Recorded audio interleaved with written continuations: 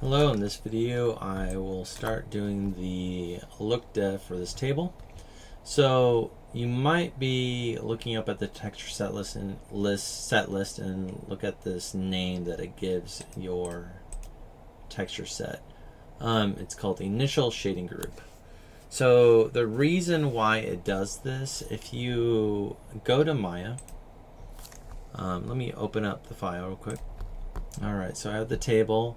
The way that texture sets work, it looks at what is materials assigned to your objects.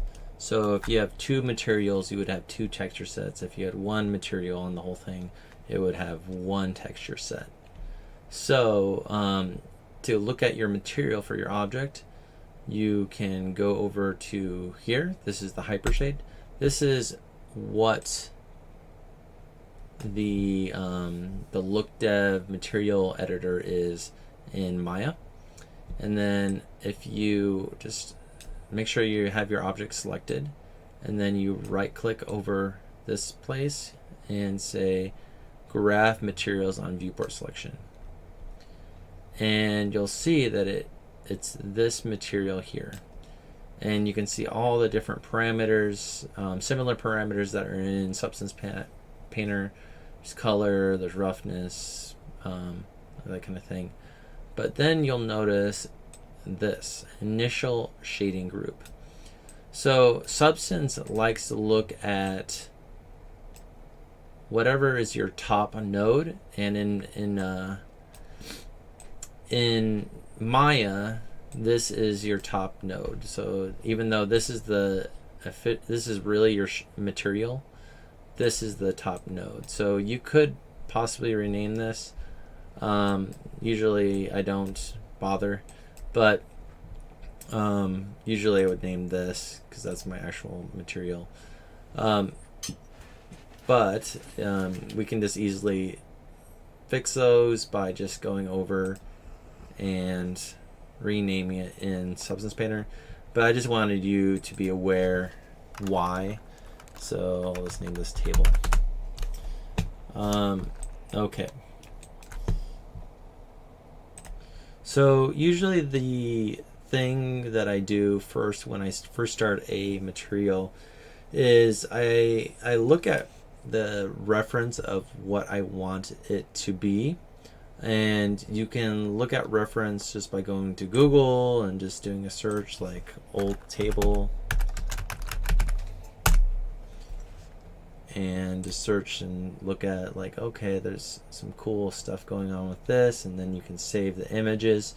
You can see how when it gets more scratched on the edges, it becomes lighter, and then there's some darker spots, and there's some stains, and you can look at this is a 3D scanned version, so you can just take a look at these different things and be like, okay, what's the grain doing?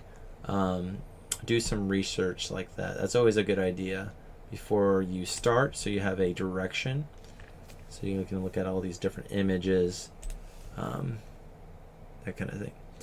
Then once I've figured out kind of what I want, I'll go on a website called textures.com is a good one. This is a bunch of assets and textures that you can use.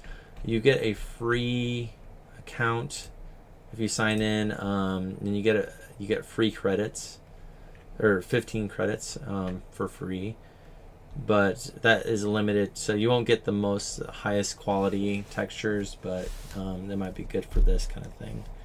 So usually I'll go down, they have a good organization here, and let me close that. And so I had this little bar down here and I couldn't see the wood, so just click on that, and then in here just look out and see, maybe a rough might be interesting, and then just look around and see what will be a good option for you. Alright, you can even go into these So you're looking for something that you will look good all the way along the top of your table as a base, and then we can add details afterwards. So we can just keep on looking and seeing what would be nice. So I want this thing to be kind of chunky and pitted and that kind of stuff. Something to look out for if whatever photo you're picking, see how this has like a bolt here and a bolt here, and there's very distinct things that if this thing, so this texture is going to be repeating over and over, so you'll notice the pattern that these two dots or these four dots will just appear. And then also if you click in there, there isn't a tileable version of this, so that's some extra work that you'll have to do is to make it tileable, which is not a deal breaker, but just be aware of that.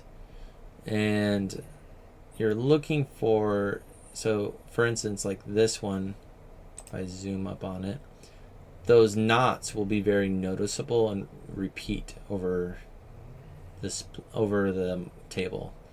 So you're trying to not find stuff that is too distinct, and then we'll add that distinctiveness after the fact. So just do a good amount of searching and try to find something that will. So you'll see up here that says seamless. So that means this will be seamless.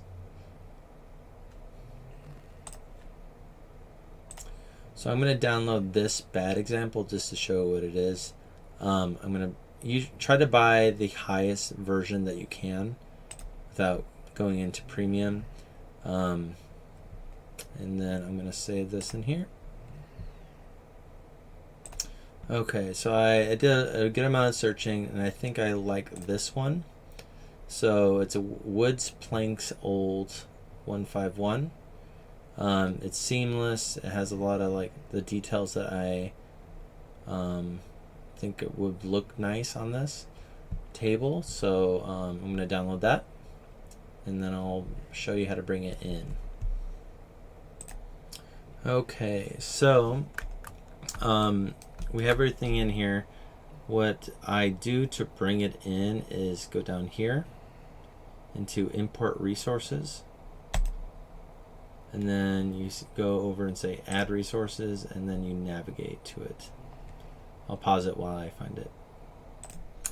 Okay, so I navigated and I found two textures and I added them.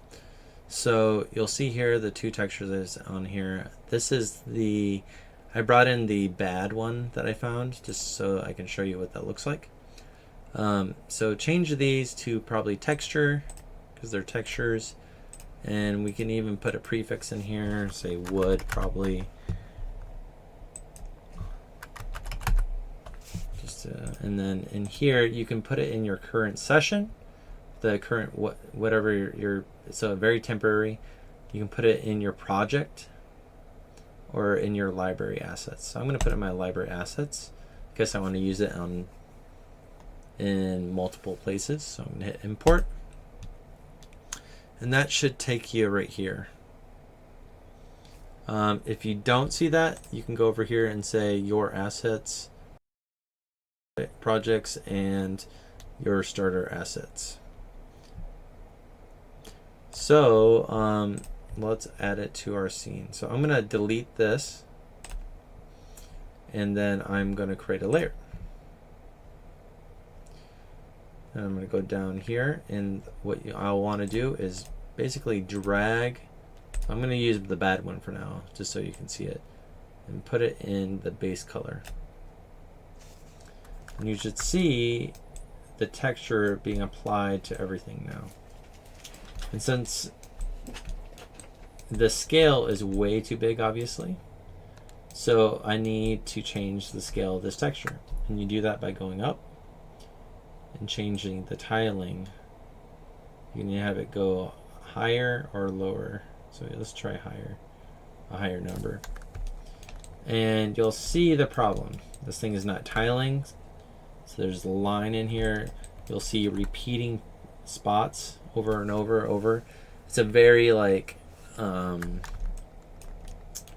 it's a very noticeably kind of fake looking cable. So I'll just delete that. So that's why you want to pick your textures really well. I'm going to delete that. So I'll make a new one, and let's put in the one that I think will be good. So sometimes it takes a few tries. Sometimes you need to fix the one that you have because it's not quite perfect, so you can bring it into Photoshop and edit it so that it looks good. So something like this.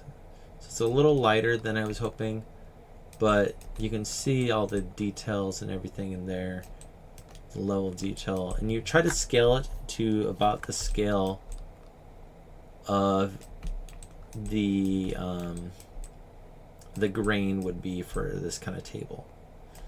So you can look at reference and look at the grain size and then try to match that. All right, I'll see you in the next video.